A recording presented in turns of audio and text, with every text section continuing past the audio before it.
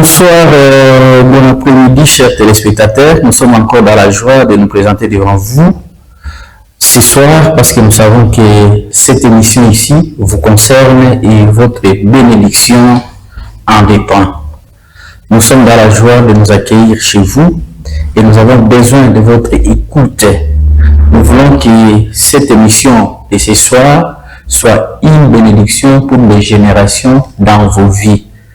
Voilà pourquoi nous bénissons l'Éternel et comme tous les jours, je suis avec notre Père, le Bishop Kalombo, qui anime cette émission. Et je crois que sa prédication vous aide pour quelque chose. Voilà pourquoi, sans plus tarder, je suis en train de présenter le Bishop Kalombo. Karibu sana. Asante. Karibu. Merci beaucoup. Mon frère, Accent Ndugu mchungaji Philippe. Avant toute chose, nous allons, je demande de prier d'abord. Mbele ya yote naomba tuombe. Nous allons prier dans le nom de Jésus. Amen. Seigneur, nous disons merci pour ce moment favorable que nous recommandons entre tes mains. Nous voulons que ce soir, que ce soit une soirée spéciale, que ton esprit accomplit les paroles de ton serviteur et que les vies de plusieurs changent au travers de ces messages. Merci pour la gloire de Dieu. Amen. Amen. Amen.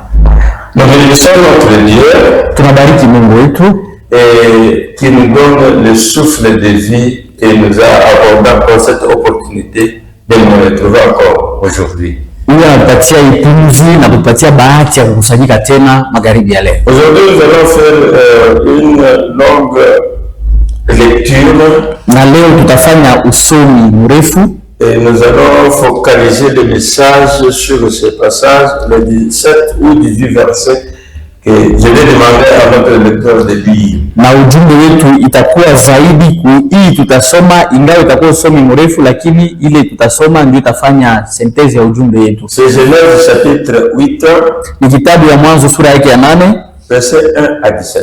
mstari wa kwanza mpaka wa 17. Nous allons lire au nom de Au Jésus. nom de Jésus, Amen. Dieu se souvint de Noé, de tous les animaux, de tous les bêtes qui étaient avec lui dans l'arche, et Dieu fit passer un vent sur la terre, et les eaux s'apaisèrent. Les sources de l'abîme et les écluses des cieux furent fermées, et la pluie ne tomba plus du ciel. Les eaux se retirèrent de dessus la terre, s'en alla et s'éloigna, et les eaux diminuèrent au bout de 140 jours. Le 7e mois, le 17e jour du mois, l'arche s'arrêta sur les montagnes d'Arara. Les eaux allèrent en diminuant jusqu'au 2e mois. Le 2e mois, le premier jour du mois, apparurent les sommets des montagnes. Au bout de 40 jours, Noé ouvrit la fenêtre qui avait faite à l'arche. Il lâcha les corbeaux qui sortirent partant et revenant jusqu'à ce que les eaux eussent séché sur la terre. Il lâcha aussi la colombe pour voir si les eaux avaient diminué à la face de la terre. Mais la colombe ne trouva aucun lieu pour poser la plante de son pied et elle revint à lui dans l'arche car il avait des eaux à la surface de toute la terre. Il avança la main, la prit et la fit rentrer auprès de lui dans l'arche. Il attendit encore 7 autres jours et il lâcha de nouveau la colombe hors de l'arche. La colombe revint à lui sur le soir et voici une feuille d'olivier arrachée était dans son bec. Noé connut ainsi que les eaux avaient diminué sur la terre. 12. Il attendit encore 7 autres jours et il lâcha la colombe, mais elle ne revint plus à lui. 13. L'an 601, le premier mois, le premier jour du mois, les eaux avaient séché sur la terre. Noé ôta la couverture de l'âge. Il regarda et voici, la surface de la terre avait séché. 14. Le second mois, le 27e jour du mois, la terre fit sèche. Alors Dieu parla à Noé en disant, sors de l'arche, toi et ta femme, tes fils et ses femmes, de tes fils avec toi. Fais sortir avec toi tous les animaux de tout chair qui sont avec toi, tant les oiseaux que les bétails, et tous les reptiles qui rampent sur la terre, qui se répandent sur la terre, qu'ils soient féconds et multipliés sur la terre. Et Noé sortit avec ses fils, sa femme et les femmes de ses fils. 19. Tous les animaux, tous les reptiles, tous les oiseaux, tous ceux qui se mirent sur la terre, selon leur espèce, sortirent de l'arche. Amen. Amen. Amen. Que Dieu soit loué. Mungu asifiwe. Sans toutefois oublier ou omettre le visionnaire de cette église, il s'agit bien du docteur Léonard Matebelemalama qui nous a donné cette opportunité. Bila kusahau mwenye onyo wa hii kanisa, hii onyo kubwa, mwalimu mkuu Dr. Leonard Matebelemalama ule anapatia bahati tena ya kukusanyika mahali hapa. Et sa chère épouse, Maman Anto Lamalamba. Na mke wake Mama Anto Lamalamba. Ce couple nous soutient souvent dans la prière et dans tout ce que nous sommes en train de faire, de réaliser ici à Lubumbashi. Na ile ndoa inatusaidia ndani ya maombi na mvyote vile tunafanya hapa pa Lubumbashi. La fois passée, j'avais parlé sur les rendez-vous de la mort. Na mara iliyopita tulisema juu ya mkusanyiko ya kifo. Selon Jean le chapitre 30 verset 23. Kufuatana na kitabu ya Ayubu sura yake 13 mstari wa 23. La Bible comme je l'ai découvert. Na Biblia vile naivumbua. C'est une grande forêt. Ni pori kubwa. J'ai compris que les messages, souvent tous les messages, je ne saurais pas à les terminer. Na nalielewa kusema wa ujumbe yote sitaweza kuimaliza. Mais aujourd'hui nous allons parler sur quelque chose. Lakini leo tutasemezea juu ya kitu moja. Le nouveau départ. Mwenendo mpya. Ou bien une nouvelle vie. Wala maisha mpya. Donc c'est ça le thème d'aujourd'hui. Jokishina ya leo. Nous allons parler sur l'arche. Tutasema juu ya ile chombo. Deuxième partie, c'est le moyen de communication. Kipande ya pili ile hali ya mazungumzo. Troisième partie, la nature nous enseigne. Na kipande ya tatu umbo inatufundisha. Comme je ne saurais pas terminer le message j'aurai à le continuer dans les émissions qui viennent. Sawa vile sitaweza kumaliza ujumbe, nitaiendelesha kwa emission ile itakuja. Là je parlerai sur le nouveau départ et épingler sur ce point. Na nitazungumzia sana juu ya mwenendo mpya wala maisha mpya. Nouveau départ, c'est-à-dire Noé vivait. Ni kusema mwenendo mpya, ni kusema yeye Noa alianza kuishi. Dieu avait constaté qu'à l'époque de Noé, les gens ne voulaient pas faire sa volonté. Na Mungu alichunguza kusema wakati ya Noa watu hawakupenda kufanya kutaka ya Mungu. Et il a pris la décision de détruire les gens, les personnes qui vivaient même les bêtes, même les oiseaux. Na akapewa mpango ya kuharibisha taifa likuwa ile wakati, nyama na kila kitu. Dieu avait détruit le monde avec de l'eau la première fois dans la Bible. Na mara ya kwanza Mungu akaharibisha dunia kupitia maji. C'est ce que nous avons lu ici au chapitre 8. Ndio ile tunatoka kusoma kumstari kusura yake ya Dieu avait détruit aussi donc deux grandes villes qui plumaient, donc qui avaient beaucoup de succès. Il s'agit de Gomorrhe et Sodome avec le feu. Na mara ya pili Mungu akaadhibu tena mikini mbili kubwa yale wakati ilikuwa inafanya kavumu, ni ile Sodome na Gomorrhe. Dieu avait tué encore beaucoup de personnes. Il s'agit maintenant des premiers nés en Égypte à l'époque de Moïse. Donc l'ange était venu tuer les premiers nés. Na wakati nyingine, wakati ya Musa, Mungu alikuwa kuua watoto wote wa kwanza ku Misri. Autrefois, quand nous lisons dans le deuxième livre des Rois, chapitre 19, verset 35, on montre que Dieu avait tué 500 000 donc soldats. Na kukipande ingine kukitabu ya Wafalme wa pili banatuonesha kusema Mungu aliwaka zaidi ya 5,000 wa askari. Là, il avait envoyé encore un ange pour détruire les ennemis. Na kule alitumaka malaika juu ya kwenda kuharibisha maadui ya taifa yake.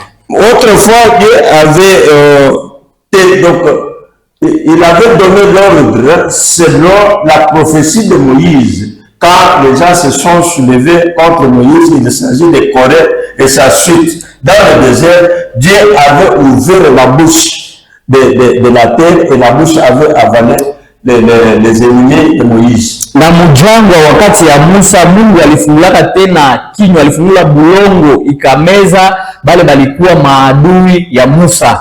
C'est marqué en Nombre chapitre 16 verset 30. Imeandikwa mu kitabu ya Hesabu sura yake ya donc chapitre 16 verset 30. Sura yake ya 7 mstari wa 13. Donc il y a beaucoup de méthodes, beaucoup de systèmes que Dieu a utilisé pour tuer une masse de personnes. Na kunakuwa mahali ya kuachana ile Mungu anatumikisha juu ya kuua watu wengi. Ici aussi la première fois Dieu avait pris la décision de tuer un grand nombre de personnes. Na hapa kwa mara ya kwanza Mungu aliweka mpango ya kuua watu mingi kwa ile wakati. Comme les gens ne voulaient pas chercher Dieu et faire sa volonté. Sawa vile watu wakupenda kutafuta Mungu na kufanya kutaka ya Mungu. Dieu a pris la décision et il a trouvé seulement Noé qui était juste devant lui. Na Mungu akabeba mpango akapata mtu mmoja Noa ule alikuwa mwenye donc la Bible nous montre que Noé d'abord il était le prédicateur de la justice. Na Biblia inatuonyesha kusema Noa alikuwa mwalimu wa haki. Dans sa période donc Dieu avait laissé un temps pour que les gens puissent se convertir et le chercher. Na Mungu aliachaka wakati batu batubu bamutafute. C'est le temps où la patience, la Bible parle de la patience de Dieu. Vile wakati Biblia inasema juu ya patience ya Mungu. Même aujourd'hui, il y a la patience de Dieu qu'il nous a accordée pour que les gens puissent le chercher et puissent aussi se repentir. Hata leo kuko ile utulivu ya Mungu kusudi batu batubu bamutafute. À l'époque de Noé était le seul prédicateur. Aujourd'hui sur la terre, nous avons beaucoup de prédicateurs et l'évangile de Jésus-Christ est prêché dans beaucoup de manières et dans beaucoup de systèmes. Na wakati ya Noa alikuwa yeye mwenyewe mhubiri, lakini hii wakati bahubiri wanakuwa ba mingi dunia mzima juu ya kufundisha habari njema. Aujourd'hui, je vous donne un message équilibré. Leo niko nakupatia ujumbe ya kuelewa. La suite de ce message, il y aura des messages de miracles, de puissance, des choses surnaturelles. Na ile itafata hii ujumbe itakuwa ujumbe ya miujiza na vitu vya ulimwengu ya juu. Je vous ai dit que je vais parler sur l'arche. Niliniambia kusema nitasemezea juu ya arche. L'arche, je le compare avec l'église de Jésus-Christ. Na ile chombo tuko tunaonekanisha sawa picha ya kanisa Yesu. L'arche, ce qui se trouve dans l'arche se trouve dans une protection. Ni kusema vile vinakutia ndani ya chombo vinakuwa ndani ya ukingo. Et la Bible dit que ceux qui sont en Christ, Na Biblia inasema wale walikuwa ndani ya Kristo. Dans l'épître de Paul aux Colossiens, chapitre 3, verset 3, Barua ya Paulo kwa Korinto sura ya 3 mstari wa 3 montre que ceux qui sont en Christ, donc nos vies sont cachées avec Jésus-Christ au ciel. Iko inaonyesha kusema maisha yetu inafichikiwa ndani ya Kristo kumbingu. Donc, je vous avais parlé que ceux qui sont en Christ, donc il y a moyen de le tuer comme ça, par la magie, par le fétiche, n'importe quelle puissance démoniaque. Na nimeambiaka kusema mule mwenye kuwa ndani ya Kristo hakuna namna ya kumuua, hata kubuchawi, kubulozi wala kufumu, hakuna yezi kuwezekana kabisa. Je donne encore un exemple concret que vous connaissez très bien. Na nitaleta mfano ile mnaelewa mzuri. Regardez le pancréas, vous le mettez dans une bouteille. Ungali ile pancréas unaweka ndani ya chupa ile kinywaji, la poule voit le pancréas, na wakati ile kuku inaona ile kinulu, donc elle vient vite pour manger sa nourriture. Inakuya mbio juu ya kuikula kwa maana ni chakula. Elle fait de piquer sur la bouteille. Lakini wakati atakonga kule kuchupa, elle ne saura pas l'atteindre. Haitapata bahati ya kumfikia. Les sorciers, les féticheurs, les magiciens nous voient. Balozi, bachawi, bafumu de nous toucher et de nous tuer. Lakini abala na ruhusa wala namna ya kutukusa. Nous sommes cachés là-bas. Juu tunafichama mule. Sa grâce, le Père Matthieu disait toujours que je suis sur la terre, mais la nuit, je dors au ciel. Na mwenye neema baba yetu Dr. Leonard Matobe Lambalamba anatuambiaka na niko pa dunia, niko nalala kumbingu. L'arche, ile chombo, l'arche, il y a aussi ce qu'on appelle la pirogue. Kuko ile ingine wanaita mtumbo. Il y a aussi ce qu'on appelle le navire. Kuko ile wanaita ile navire. Il y a aussi le bateau. Na kuko ile ingine wanaita batoni ya Noé fut le premier ingénieur sur la terre. Noa alikuwa mtaalamu wa kujenga wa kwanza. Un bateau sans moteur. Ule alitengeneza ile bateau bila moteur. Qui flottait sur au-dessus des eaux. Ile ilikuwa inaogelea juu ya maji. C'est pour vous dire qu'avec Dieu, vous pouvez faire quelque chose de nouveau qu'une autre personne n'a jamais fait. Nijua kuambia pamoja na Mungu unaweza kufanya kitu pa dunia kile mtu hayafanyaka. Dans le message qui viendra, je vais parler sur les choses spirituelles, sur le nouveau départ, sur les choses à découvrir et à faire avec Dieu. Comme la Bible dit qu'avec Dieu, nous ferons des espoirs. Na kuonyesha itakuwa nitamwonyesha vitu bipya vile Mungu anasema vile tunaweza kufanya vile watu habayafanyaka, sawa vile vile nasema pamoja na Mungu tutafanya maajabu. Maji tuait les gens ilikuwa inaua watu qui n'étaient pas dans la protection. Bala walikuwa ndani ya ukingo. Maji ne tuait pas ceux qui étaient dans l'arche. Haikuwa inaua wale walikuwa ndani ya Amerika. La mort peut tuer ceux qui sont en dehors. Inaweza kuua wale wenye kuwa nje. Je parle de la mort spirituelle. Hapa ndipo nasema juu ya nufu ya mort spirituelle, nufu ya kiroho. La mort physique ya mwili commence par la mort spirituelle. Inaanziaka mkiroho. Quand on tue le spirituel, wakati wanaua kiroho, c'est là maintenant où le corps, le physique doit mourir. Ndio pale kwenye mwili inapaswa kufa. Les sorciers savent. Balozi wanaijua. Donc vous êtes vivant. Uko mzima. Vous êtes en train de parler, de faire tout. Uko unafanya vyote, unakula. Mais si on a déjà atteint, donc lié la partie spirituelle, kama balisha funga kipande ya kiroho, cette partie là, ile kipande ya kiroho, les sorciers parviennent à adopter, ile balozi wanafikia kuitawala, kuifunga, na kuichinja. Ils doivent dire qu'aujourd'hui nous allons le tuer. Siku watasema leo tutamuua. Selon le témoignage que j'ai déjà reçu, kufuatana na mashuhuda nishakapokea, ils mangent tout, ils peuvent tout manger. Banaweza banakula kyote sauf le cœur. Banaacha roho. Le cœur là, c'est le cœur spirituel. Ile roho ni roho ya kiroho. Le jour où ils doivent manger ça, siku wanapasha kula ile, c'est le jour où la personne meurt. Ndio siku mtu anakufa. Ceux qui sont dans l'arche, bali benekuwa ndani ya marekebu sont sous la haute protection divine. Bamekingwa kupitia ukingo ya Mungu. La même maladie magonjwa moya moya tuer d'autres personnes iliua watu wengine ne peut jamais vous tuer. Haiwezi kamwe kukuua. Il y a aussi l'intensité de la maladie. Kunakuwa ile hatua ya magonjwa. L'autre peut souffrir de cette maladie au niveau de 20%. Huyu anaweza kuteswa na hii magonjwa kwa 20%, il meurt, lakini anakufa. Vous pouvez souffrir de cette maladie, na wewe unaweza kugonjwa hii magonjwa kwa 90%. La maladie ne peut jamais vous tuer. Na ile magonjwa kama haikukuua. Là, maintenant je parle de la grâce de Dieu sur une personne. Hapa niko nasemezea neema ya Mungu juu ya mtu. Vous avez déjà constaté même les gens de votre génération. Ulishachunguza hata watu ya wakati yetu. Et même d'autres témoignages d'autres personnes. Wala maushuhuda ya watu wengine. La même maladie là. Magonjwa moya moya. Vous souffrez la même maladie avec lui. Unateswa magonjwa moya moya pamoja na yeye. Vous restez. Yeye anakufa wewe unabakia mzima. Ça c'est Dieu. Ile ni Mungu tu. L'arche, marekebu, Dieu avait vu qu'il faut faire l'arche. Mungu aliona kusema banapasha kufanya ile chombo.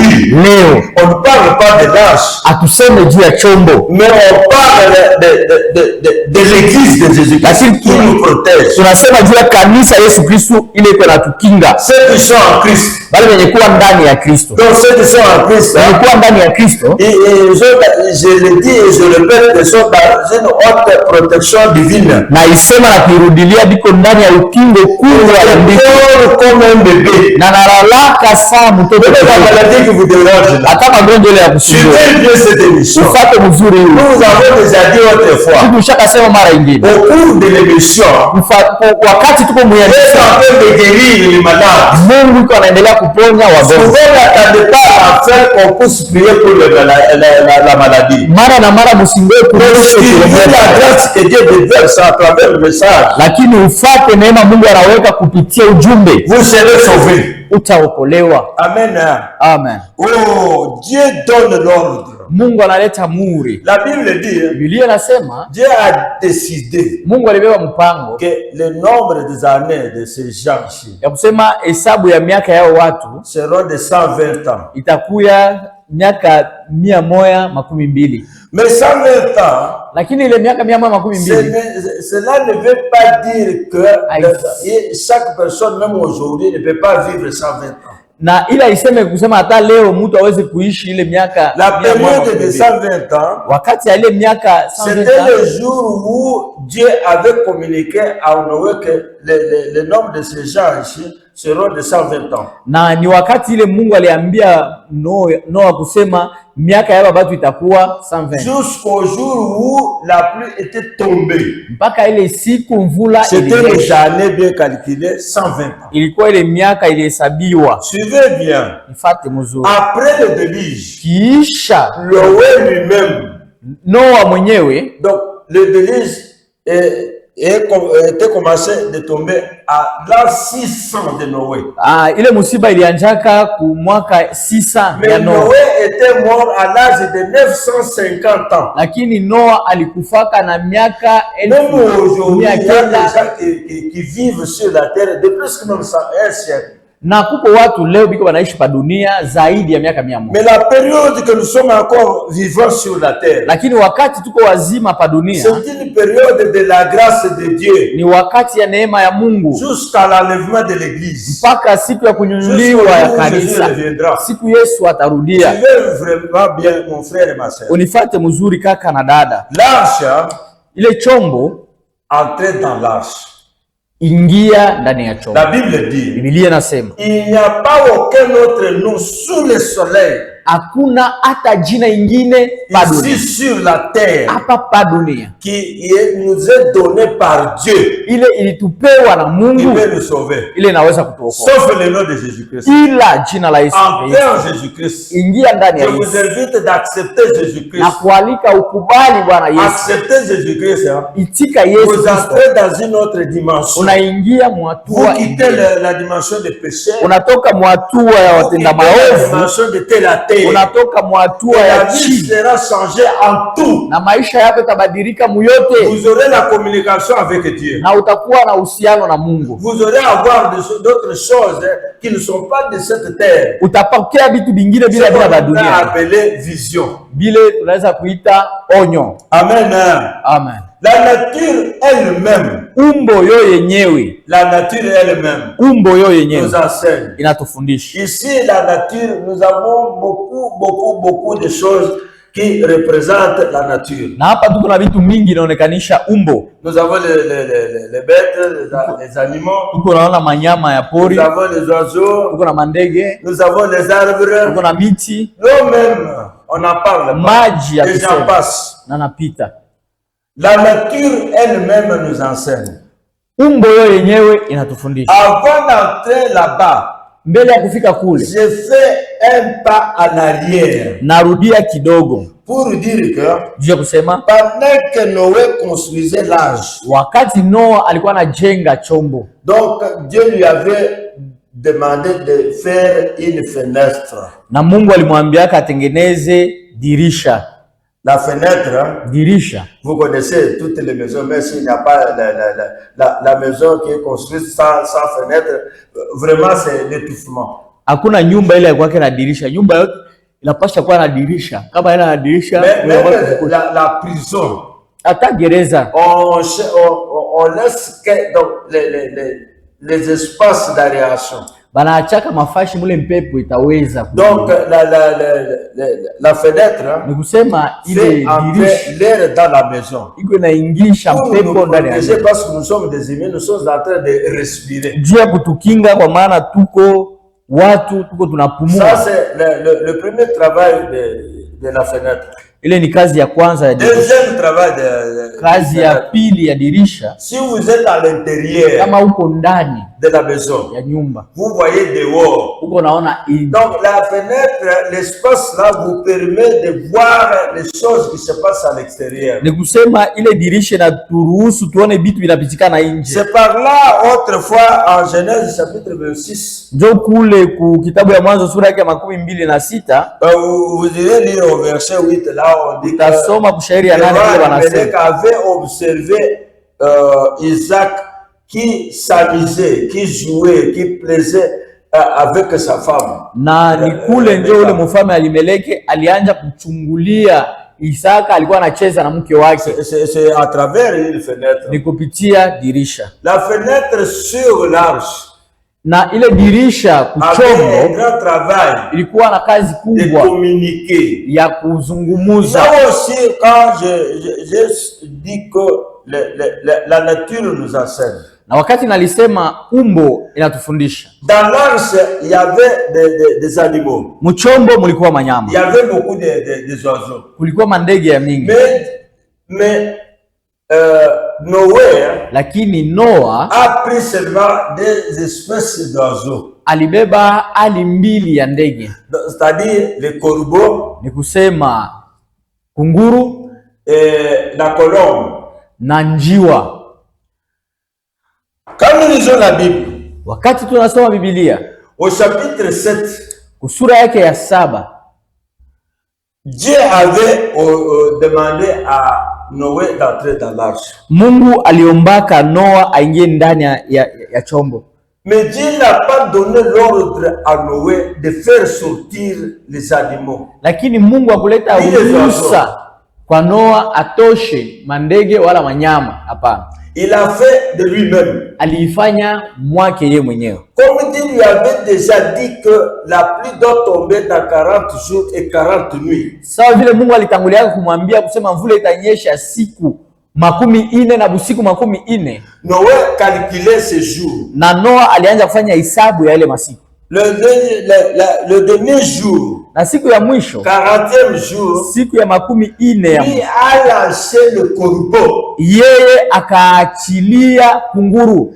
La nature elle-même nous enseigne. Umbo yeye yenyewe Écoutez inatufundisha. mes frères, Sikiliza mzuri ndugu. écoutez bien ma sœur. Sikiliza mzuri kaka. Quand il a lancé le corbeau, Wakati aliachilia kunguru, Les corbeaux, la Bible dit que erraient, voltigeaient donc sur les eaux. Na kunguru ilianza kuzunguka juu ya maji, na alikuwa anazunguka juu ya chombo, lakini hakuwa anaingia. C'est comme ça même aujourd'hui, il y a d'autres personnes qui pensent que les églises comme ça, on prêche la parole de Dieu, là il y a la nourriture spirituelle, ils ne veulent pas entrer là-bas. Na iko sawa leo batu ya mingi biko banazunguka banapita makanisa kule banafundisha neno la Mungu, les corbeaux passaient par là, ils n'entraient pas encore dans l'arche. Na kunguru alianza kupita huku na kule, kuanza la nature des corbeaux. Umbo ya kunguru, c'est un oiseau qui mange la pourriture. Yeye kazi yake ni kukula vya kuoza. Le corbeau avait vu les corps des personnes qui étaient mortes dans l'eau.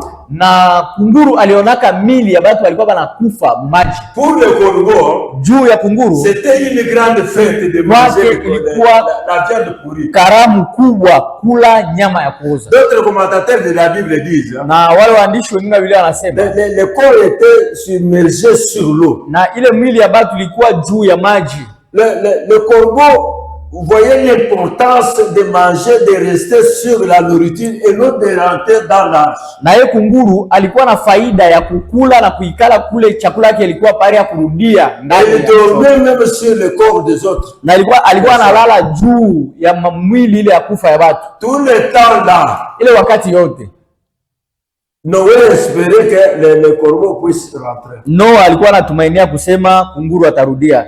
C'est ainsi que il a cherché encore une autre espèce d'oiseau. Akatafuta hali nyingine ya ndege. Ici, suivez bien. Hapa unifuate mzuri ndugu. Il a choisi la colombe. Akachagua njiwa. Il a lâché. Akaiachilia. La colombe, c'est un oiseau qui, bon, nous avons étudié à l'école primaire. Na wazia tulisomaka ku masomo ya msingi. Cet oiseau peut survoler pendant une heure de temps. Il fait 250 km. Na huyu ndege anaweza kuruka saa moja, anafanya 250 km. Mais c'est un oiseau très fort. Lakini ni ndege ya nguvu. Donc il est parti le matin pour rentrer le soir 12 heures du temps. Aliendaka asubuhi jua kurudia magharibi, anafanya saa 12. Dans l'imagination de Noé, na kukuwaza kwa Noa, il avait le don de discernement. Alikuwa na zawadi ya kuachanisha, pouvoir contempler la nature. Juu ya kuchunguza na kuona. Quand l'oiseau rentrait, wakati ndege ilirudie, ses yeux pendant qu'il était dans l'arche, macho yake wakati yeye alikuwa ndani, il observait sur la fenêtre. Alikuwa anachungulia kudirisha. Si l'oiseau peut rentrer, kama ndege inaweza kurudia, il peut aller pour ne pas revenir comme le corbeau. Na anaweza kwenda mjua asirudie sawa vile. Il observait toujours. Alikuwa anaichunguza. Quand la colombe rentrait, na wakati jua alirudia, Biblia inasema il a pris dans la main et la faire rentrer dans l'arche. Na akamubeba kwa mkono yake akamuingiza ndani ya chombo. Il a fermé la fenêtre. Akafunga dirisha. Pour les oiseaux, juu ya ndege, pour les bêtes, juu ya nyama, pendant les 40 jours là, mwile siku 40, ils étaient comme dans la prison. Balikuwa sawa ndani ya gereza. C'est comme vous êtes dans la prison là. Ni sawa vile wewe uko kifungo. Je vous demande de sortir. Na kuomba utoke. Pour sortir, juu ya kutoka, accepter seulement Jésus-Christ. Itika Yesu Kristo tu. Pour les oiseaux, juu ya ndege, ils étaient comme dans une prison. Balikuwa sawa ndani ya gereza. La Bible dit que Noé est resté encore pendant 7 jours. Na Biblia inasema Noa alibakia tena kiisha il lâcha la colombe pour la deuxième fois. Akaachilia njiwa mara ya pili. Le soir, magharibi, la colombe est allée prendre et trouver donc un arbre plutôt.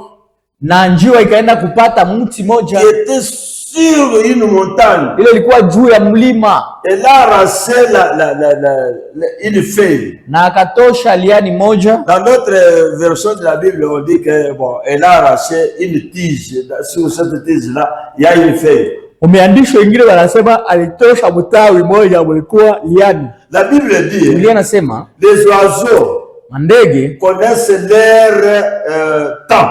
Banajuaka wakati yabo. Moi je pense Mina wazia cet oiseau-là huyu ndege connaissait le temps alijua wakati où elle pouvait mettre les œufs. ile angepasha kuweka mayai. Elle est rentrée avec cette feuille d'olivier. Akarudia na ile liani dans son imagination kichwa yake pour aller faire un nid là où elle était. Jua atarudiaka kule ende afanye chicha kule ataikalia. Noé a fermé encore la fenêtre. Na Noa akafunga tena. Il est resté encore pendant 7 jours. Akabakia tena kisha siku. Il a lâché pour la 3e fois. Akamwachilia mara. Écoutez bien. Sikiliza mpendo. La colombe, njiwa, c'est un oiseau qui ne mange pas de la nourriture et de la pourriture. Iko ndege ila ikulake vya kuoza. La colombe, njiwa, elle est l'image de la sainteté. Iko picha ya utakaso. Le jour où on avait baptisé Jésus-Christ par Jean-Baptiste, siku walibatiza Yesu Kristo kupitia Yohana Mbatizaji, Biblia inasema l'Esprit de Dieu est descendu comme dans une forme comme une colombe. Roho ya Mungu ikashuka mupicha ya njiwa. L'image de la sanctification. Picha ya utakaso. Ici il y a 3 choses. Hapa peko vitu tatu. Quand Jésus était dans l'eau, wakati Yesu alikuwa ndani ya maji, donc la voix est venue du ciel. Sauti ikatoka kumbingu. C'est là où était son père. Ndio kule baba yake alikuwa. Vous qui disiez que non, Jésus n'a pas son père, il est la même personne qui était le père, qui est devenu le fils, qui est devenu le Saint-Esprit, c'est du mensonge pur et simple. Mwe mnasemaka Yesu hana baba, alikuwa yeye mmoja ndio Mungu, yeye mmoja ndio Mwana, yeye mmoja ndio Roho Mtakatifu. Non, mais ici il y a 3 personnes distinctes. Hapa tuko na batu tatu ya kuachana. La parole, neno, Dieu représente Dieu le Père. Inaonesha Mungu Baba. Le Saint-Esprit en forme de colombe. C'est déjà c'est l'image que vous voyez. Roho Mtakatifu mupicha ya Jésus est dans l'eau. Yesu ko pale. Quand il est sorti de l'eau, wakati anatoka mu maji sur la rive, huku le Saint-Esprit est descendu. Roho Mtakatifu inashuka. Maintenant il a dit, sasa inasema celui-ci est mon fils bien-aimé. Huyu ni mwanangu mpendelevu. Vous voyez maintenant? Unaona sasa? Pas la confusion. Hapana mvurugo. Il y a une chose que devait épingler un peu là. Huko kitu napenda kufungula hapa. La Bible dit, Biblia inasema le jour où Jésus est monté, rentré au ciel, siku Yesu alirudia kumbingu, il a dit aux disciples, aliambia wanafunzi, maintenant je rentre. Hapa sasa mimi naenda. Tout pouvoir m'a été donné au ciel et sur la terre. Uwezo yote imenipewa mbingu na dunia. Ulizo sasa. Qui lui avait donné ce pouvoir? Nani alimpaka ile pouvoir m'a été donné. Anasema uwezo wote umenipewa. Là aussi 1 Corinthiens chapitre 15. Na kuna kwa Wakorintho wa kwanza sura yake ya 15. Verset 28. Mstari wa 28. Anasema hivi. Jésus remettra le pouvoir, le royaume à celui qui est Dieu et Père. Inasema Yesu atarudisha ile ufalme kwa ule ameitwa. Vous voyez comment vous êtes dans une léthargie. Unaona vile mko mvurugo na c'est-à-dire ni kusema l'erreur kosa commise par beaucoup de prédicateurs. Ile inafanyikiwaka na wahubiri d'effacer la personne du Père, du Fils et du Saint-Esprit. Sont 3 personnes distinctes. Ni ile hali ya kuachanisha, kuzimisha Baba, Mwana na Roho Mtakatifu, bale batu tatu ya kuachana. Jérémie chapitre 8 verset 7. Yeremia sura yake ya 8 mstari wa 7. On dit que la tourterelle wanasema ile sa saison, anayua wakati yake. C'est pourquoi, ndio kwa maana comme la colombe connaissait sa saison, ça vile njiwa alijua wakati yake. Colombe, pigeon tourterelle, ile yote majina tatu sont des oiseaux de même espèce, mais ni ndege ya hali moya. Donc chaque oiseau, même comme chaque bête, ni kusema sawa vile nyama yote, ndege yote, les femelles dike, quand elle a déjà conçu, wakati alisha chugua, elle prépare la maternité, anatayarisha fasi ya kuzaa. La colombe l'a cherché, ndio ile njiwa ilikuwa inatafuta. Le soir, la 3e fois, magharibi, ile magharibi ya siku ya tatu. Elle n'est pas rentrée dans l'arche. Akurudiaka Elle est tena allée marekebisho. chercher à construire le nid. Aliendaka kutafuta kujenga chicha. C'est ainsi que, Ndio kwa maana par l'ordre de Dieu, kupitia ruhusa ya Mungu, comme Dieu n'avait pas encore donné l'ordre à Noé, sawa vile Mungu alikuwa yaleta muhuri kwa Noa, il ne savait pas comment Dieu avait fermé cette porte-là de l'arche. akujuaka namna ile Mungu alifungaka Ça, ile ça, dirisha. c'est une autre chose que vous devez savoir. Ile ni alama ingine unapasha kuelewa.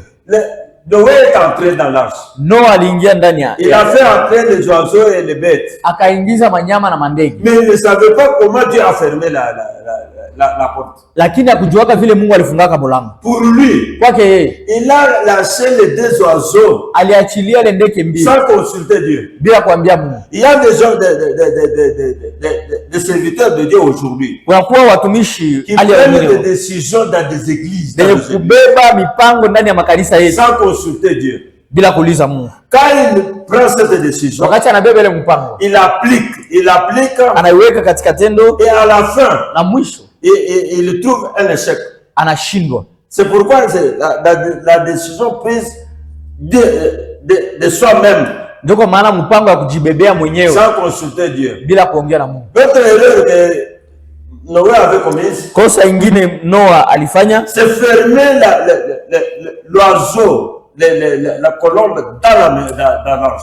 ni kufunga ile njiwa ndani ya Tous chombo. ces jeux qu'il faisait là, Ile michezo yote alianza il ne kufanya, consultait pas Dieu. akuanza kuuliza Mungu. Même aujourd'hui, Hata leo je donne un exemple terre. naleta mfano ya chini. Ici, j'ai vécu ici à Lubumbashi. Ile mimi naliishi hapa pa Lubumbashi. Pendant que le docteur Labalanda programme donc un séminaire pour faire à l'église, Wakati mwalimu mkuu Lambalamba anasema kutakuwa kazi ya Mungu huku ku Centre Mère, la même date là, ile masiku moya moya d'autres serviteurs de Dieu, wengine watumishi ya de Mungu d'autres églises, ya makanisa ingine ils prennent seulement la même date là, wanabeba ile siku le moya même moya, jour là, ile siku moya moya pour bloquer leurs fidèles dans l'église. juu ya kufunga bale bana memba yake Ils mwa reconnaissent kanisa. que celui qui vient de donner le programme de séminaire, c'est un serviteur de Dieu. Il travaille au niveau universel. Na banajua kusema huyu analeta siku ya hii kazi ni mtumishi wa Mungu, anatumika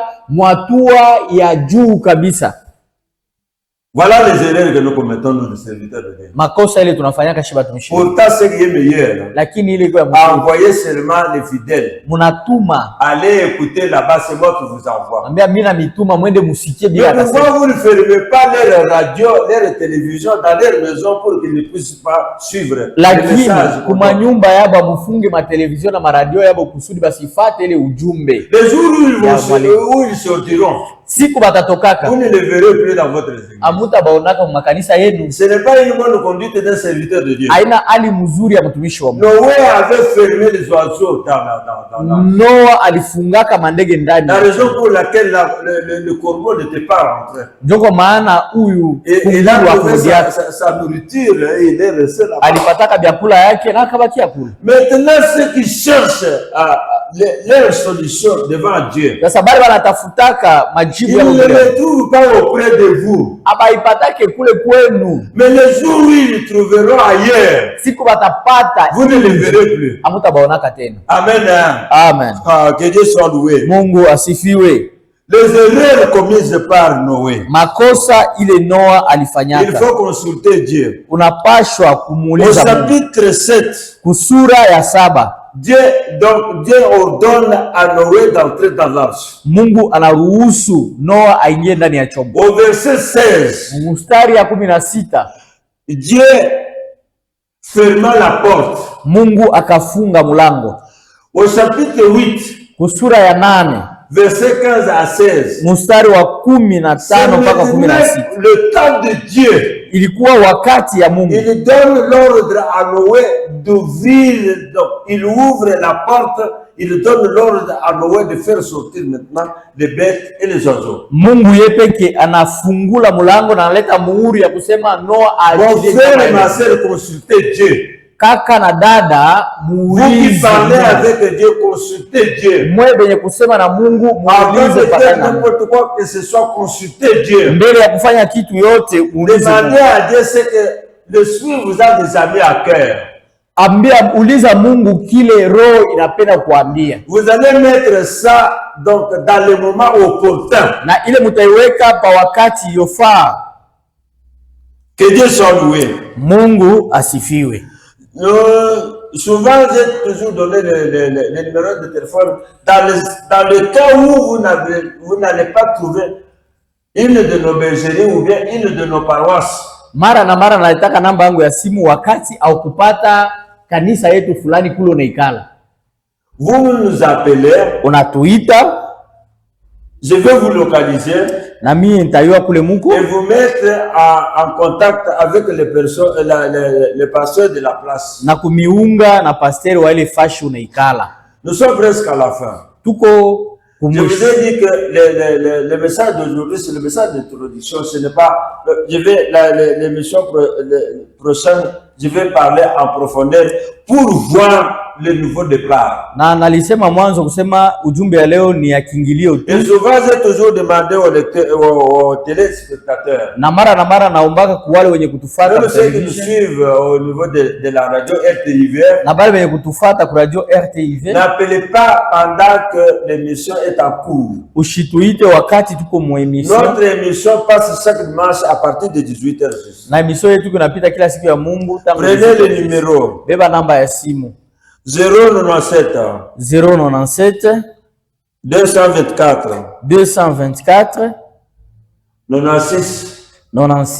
94. Je reprends. Narudilia. 097 224 96 94. Nous travaillons, nous sommes à votre service. Tuko mukazi yenu. Appelez-nous. Mutuite.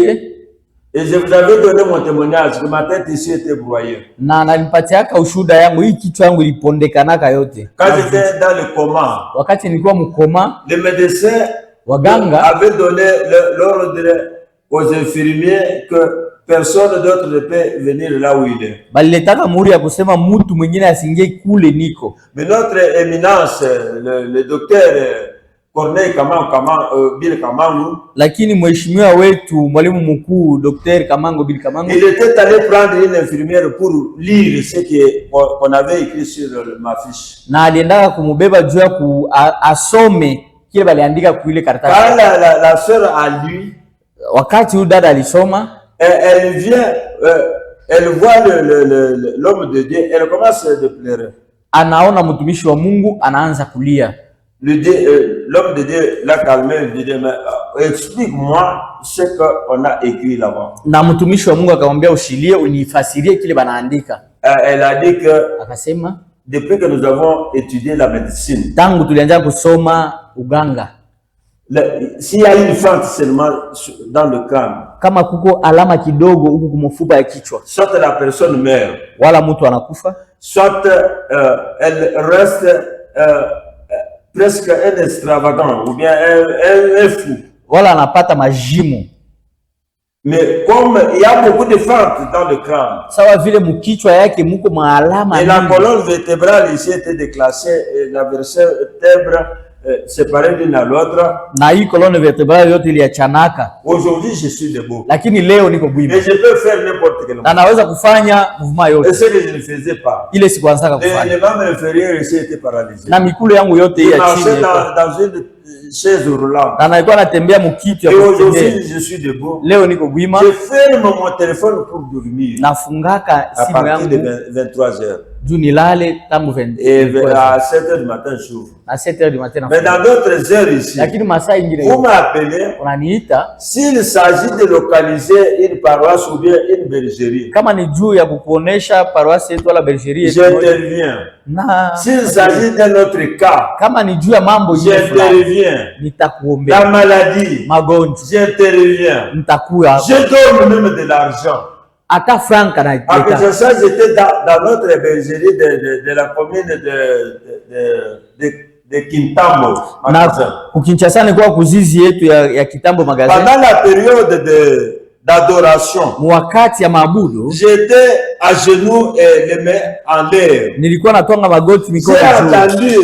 Nikasikia donc un billet, donc une feuille là, karatasi moya qui descendait dans ma main droite. Ilikuwa inashuka kwa mikono yangu ya kulia. Et je continuais toujours à adorer Dieu. Nikaendelea kuabudu Mungu. Après l'adoration, j'ouvre comme ça pour voir ce qui était entré dans ma main. Juu nione kile kiliingia kwa mkono. C'était un billet de $100. Ilikuwa billet ya $100. Dieu est capable de vous donner une Mungu yuko na uwezo wa kukupa que votre vie change. Maisha yako ibadilike. Que votre vie soit transformée. Maisha yako igeuke. Jésus n'est pas venu seulement pour la vie éternelle, mais pour donner la stabilité dans votre vie. Yesu hakukuja tu juu ya maisha ya milele, lakini alikuja kuweka maisha yako istarehe. Que Dieu vous bénisse. Mungu amibariki. Merci beaucoup. Merci beaucoup.